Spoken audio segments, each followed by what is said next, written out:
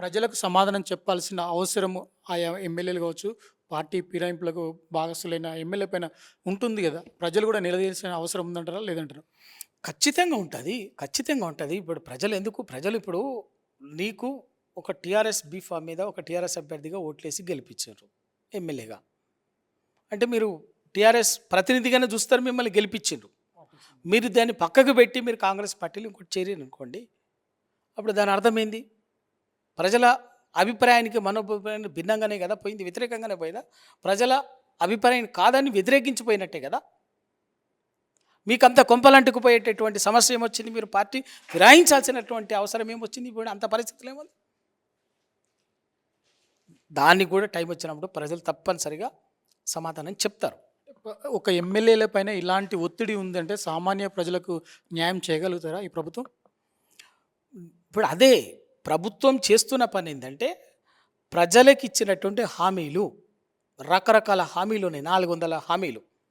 వాటిని నెరవేర్చేటటువంటి ఉద్దేశం ఈ ప్రభుత్వానికి లేదు కాబట్టి, వాటిని ప్రజల నుంచి ఆ దృష్టిని మళ్లించడం కోసం ఈ పార్టీ ఫిరాయింపుల్ని ముందుకేసి ఇటువంటి వాటి ద్వారా వాటిని ప్రముఖంగా నిరంతరం చర్చలో ఉండేటట్టుగా చేస్తున్నారు.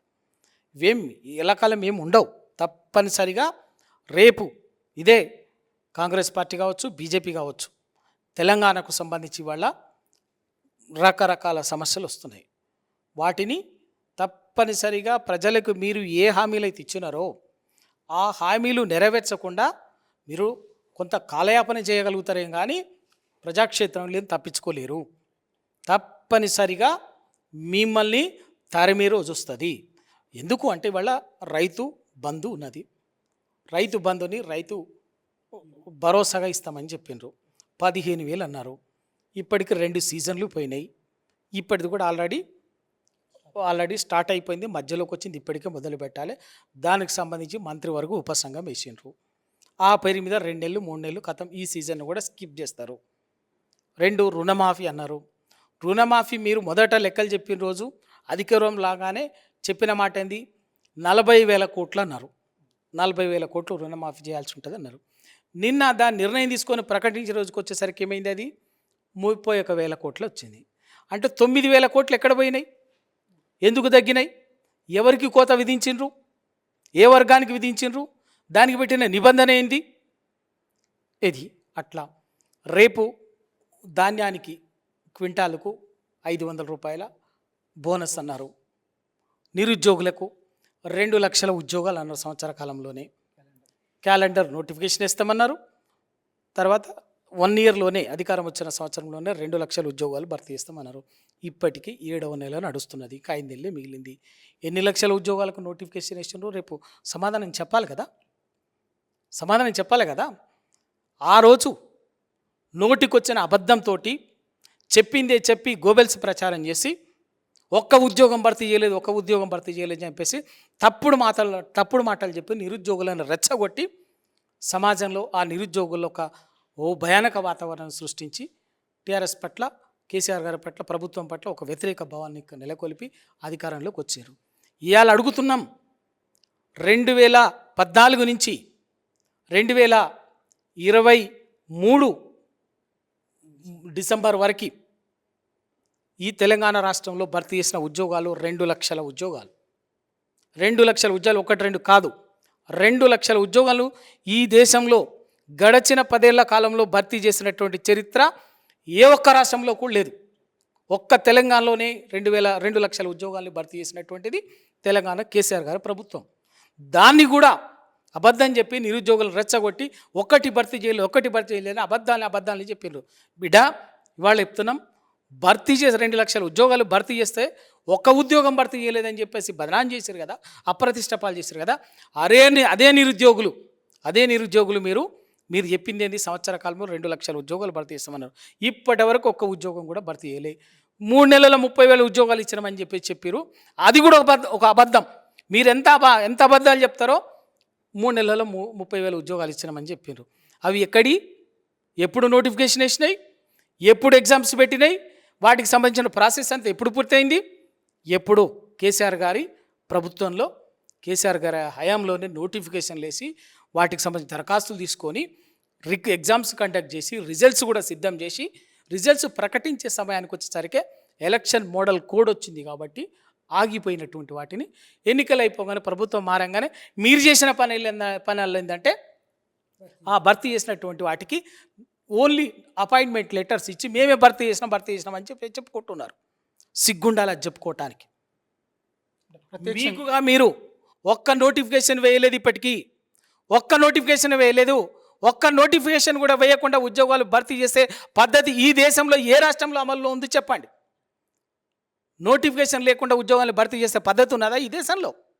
నోటిఫికేషన్లు వేసింది మీరు వేసిన నోటిఫికేషన్ లేదంటే రెండు నోటిఫికేషన్లు. ఒకటి గ్రూప్ 1 నోటిఫికేషన్. ఆ గ్రూప్ 1 నోటిఫికేషన్ ఏంది? అంతకుముందే వేసినటువంటి నోటిఫికేషన్ కోర్టు ఆదేశాల నేపథ్యంలో రద్దయినటువంటి నోటిఫికేషన్. అది అప్పటికే రిటర్న్ టెస్ట్ అయిపోయింది, అంతా అయిపోయింది, రిజల్ట్స్ కూడా ఆల్మోస్ట్ ఉండేటటువంటి స్టేజ్లో లీగల్గా వచ్చినటువంటి ఒక టెక్నికాలిటీస్ కారణంగా హైకోర్టు దాన్ని రద్దు చేసింది. రద్దు చేసిన తర్వాతనే ఇంకో డేట్ వచ్చినప్పటికీ కూడా ఎలక్షన్ రావడంతో ఆ డేట్లను మార్చి ఎలక్షన్ల తర్వాత ప్రభుత్వం మారింది. వీళ్ళు ఆ మొత్తం నోటిఫికేషన్ రద్దు చేసి ఆ వచ్చినటువంటి అంతకుముందు ఉన్నటువంటి 503 ఉద్యోగాలకి 60 ఉద్యోగాలు మాత్రమే కలిపి, ఓన్లీ 60 ఉద్యోగాలు మాత్రమే కలిపి 563 ఉద్యోగాలకు రీనోటిఫికేషన్ వేసారు. It is not fresh notification, renotification ఒకటి. రెండవది డిఎస్సి. అంతకుముందు కూడా డిఎస్సి కూడా 5800 ఉద్యోగాల టీచర్ ఉద్యోగాలకి నోటిఫికేషన్ వేసినటువంటిది ఉన్నది. దాన్ని తర్వాత ఎన్నికల తర్వాత ఆ నోటిఫికేషన్ అప్పటికి అప్లికేషన్స్ అవన్నీ కూడా ప్రాసెస్ కూడా కంప్లీట్ అయింది. ఎగ్జామ్స్ పెట్టే స్టేజ్లో కోర్టు జోక్యంతో ఎన్నికల డేటును వాయిదా పోస్ట్పోన్ చేయించింది కోర్టు. గవర్నమెంట్ మారింది అన్ఫార్చునేట్లీ. మారిన తర్వాత మీరు చేసిన పని ఏంటంటే ఆ నోటిఫికేషన్లో మళ్ళీ ఇంకొక 4000 ఉద్యోగాలను యాడ్ చేసి 4800 ఉద్యోగాలు, సుమారుగా 5000 ఉద్యోగాలను యాడ్ చేసి 10,700 800 అరౌండ్ 11,000 ఒక 5000 ఉద్యోగాలను యాడ్ చేసి రీనోటిఫికేషన్ వేశారు డిఎస్సికి. అంతే తప్ప ఇప్పటి వరకు ఒక్క ఉద్యోగాన్ని కొత్త నోటిఫికేషన్ ఇవ్వలే. మరి మీరు ఏం చెప్పారు? ఎలక్షన్ నోటిఫికేషన్ క్యాలెండర్ నోటిఫికేషన్స్ అన్నారు. 2 సంవత్సరంలో 2 లక్షల ఉద్యోగాలు భర్తీ చేస్తామన్నారు. వాటన్నిటికి కూడా తప్పనిసరిగా ప్రజాక్షేత్రంలో వాటన్నిటికీ సమాధానం చెప్పుకోవాల్సినటువంటి పరిస్థితి వస్తుంది. ఇట్లా మొత్తం ఒక్కొక్కటి మాట్లాడుకుంటా పోతే ఒక్కొక్కటి చెప్పుకుంటా పోతే 420 హామీలు, ఒకటి రెండు కాదు, నిరుద్యోగులకి, ఉద్యోగులకి, మైనారిటీలకి, బీసీలకి, ఆదివాసీలకి, గిరిజనులకు, ఎస్సీలకి, ఇట్లా రైతులకి, మహిళలకి, ఇట్లా ఒక్కొక్క వర్గం సందర్భంలో 420 హామీలను మీరు ఇచ్చి ఉన్నారు. వాటన్నిటినీ అమలు చేసే దిశలో అమలు చేయించకపోతే తప్పనిసరిగా ప్రజాక్షేత్రంలో మీ మీద అదే నిరుద్యోగులు, అదే రైతులు, అదే రైతాంగం, అదే ప్రజలు మిమ్మల్ని తప్పనిసరిగా నిలదీసేటటువంటి రోజు వస్తుంది. అదే పెద్ద ఎక్కువ దూరం కూడా లేదు. వీటికి తోడుగా తెలంగాణ మీరు చేస్తున్నటువంటి పని ఏంటంటే తెలంగాణ ప్రయోజనాలని శాశ్వతంగా సమాధి చేసేటట్టుగా మీ కార్యాచరణ ఉన్నది. ఇప్పుడు బొగ్గు గనులకు సంబంధించినది ఇదే కేసీఆర్ గారి మీద గడచిన 9.5 సంవత్సరాలుగా కేంద్ర ప్రభుత్వం, నరేంద్ర మోడీ గారి ప్రభుత్వం ఆ బొగ్గు గనులను మీరు వేలం వేయాల్సిందని అనేక సందర్భాల్లో ఒత్తిడి చేస్తున్నప్పటికీ కూడా కేసీఆర్ గారు ఎన్నడూ కూడా దానికి తలొగ్గకుండా వాటిని ఆ వేలం వేయలే. అది ఎవరో కాదు, స్వయంగా మొన్న బొగ్గు గనుల కేంద్ర మంత్రి అయినటువంటి కిషన్ రెడ్డి గారే స్వయంగా ఆ మాటను కూడా చెప్పిండ్రు.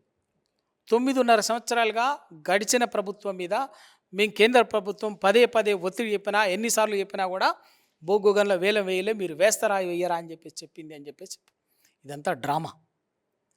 ఇవాళ వేయలేదు కాబట్టి వాళ్ళ కాంగ్రెస్, బీజేపీ 2 కలిసి తెలంగాణ బొగ్గు గనులని బడా పారిశ్రామికవేత్తలకి అప్పచెప్పి తెలంగాణ సహజ సంపదని, తెలంగాణ ఖనిజ సంపదని, తెలంగాణ సున్నపిరాయి నిక్షేపాలని, మాంగనీసు నిక్షేపాలని ఇవాళ అదాని లాంటి కార్పొరేట్ శక్తులకి దోచుకునేందుకు బాజాప్తా వేలం వేసేదే తప్ప తెలంగాణ ప్రయోజనాలకు సంబంధించింది కాదు.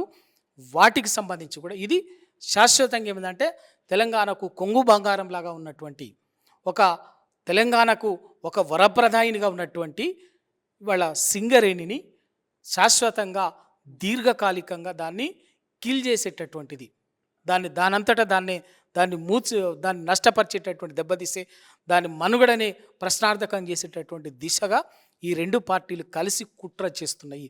దాన్ని కూడా ఇవాళ రేపు ప్రజాక్షేత్రంలో టీఆర్ఎస్ పార్టీ బొగ్గు గనులకు సంబంధించి ఈ రెండు పార్టీల డ్రామాని ఎండగట్టి రేపు ప్రజాక్షేత్రంలో కార్యక్రమం చేసేటట్టు ఇట్లా తెలంగాణ ప్రయోజనాలకు సంబంధించి ఒక శ్రీరామ రక్షలాగా ఒక రక్షణ కవచంగా ఇవాళ బీఆర్ఎస్ పార్టీ కేసీఆర్ గారు ఇప్పుడు ఇవాళ ఉన్నారు. ఆ కేసీఆర్ గారిని నైతికంగా దెబ్బతీయాలనేటువంటి ఉద్దేశంతో అధైర్యపరిచేటట్టుగా తీసే ఉద్దేశంతో ఈ ఎమ్మెల్యేల కొనుగోలు ప్రక్రియ మిగతా ఇంకటువంటి నాయకత్వాన్ని బలమైన నాయకత్వాన్ని చేసేటటువంటి కుట్రకు తెరలేపినరు. వాటన్నిటికీ తగిన గుణపాఠం ఉంటుంది. ఎందుకంటే టీఆర్ఎస్ పార్టీకి ఈ ఎమ్మెల్యేల కొనుగోళ్లను ఇవాళ కొత్త కాదు.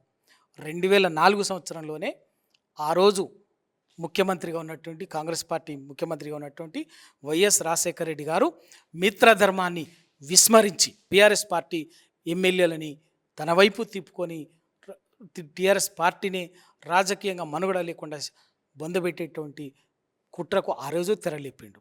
అదే ఆ రోజు మొదలుపెట్టినటువంటి యజ్ఞం ఇది ఇవాళ కొత్త కాదు. 2009లో అదే జరిగింది. ఆ తర్వాత ఉద్యమ కాలంలో జరిగింది. ఇప్పటికీ 2014లో తెలంగాణ రాగానే స్వయంగా రేవంత్ రెడ్డి గారే ఆ దొంగ పని చేస్తూ దొరికిపోయిండు. వాళ్ళ జరుగుతూనే ఉంది. ఇటువంటి అన్నిటినీ 2 దశాబ్దాలుగా కేసీఆర్ గారు వీటన్నిటినీ ఎదుర్కొన్నారు. వాటన్నిటిని తట్టుకొని నిలబడిందే ఇవాళ టీఆర్ఎస్ పార్టీ.